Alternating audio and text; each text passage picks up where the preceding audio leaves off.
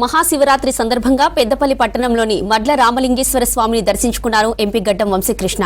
స్వామివారికి పాలాభిషేకం నిర్వహించి ప్రత్యేక పూజలు చేశారు. పరమశివుడి ఆశీస్సులతో పెద్దపల్లి నియోజకవర్గ ప్రజలు సుఖ సంతోషాలతో ఉండాలన్నారు. పెద్దపల్లి ప్రాంతాన్ని ఆధ్యాత్మిక కేంద్రంగా తీర్చిదిద్దేందుకు కృషి చేస్తానన్నారు ఎంపీ వంశీకృష్ణ.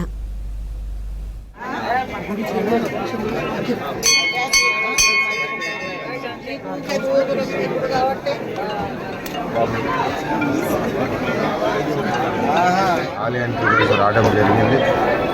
మహాశివరాత్రి నాడు ప్రజలందరూ బాగుండాలి, తెలంగాణ ప్రజలందరూ బాగుండాలి,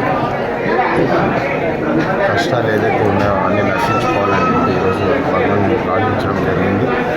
మరి చల్లని చూపు అందరి భక్తుల మీద ఉండాలి.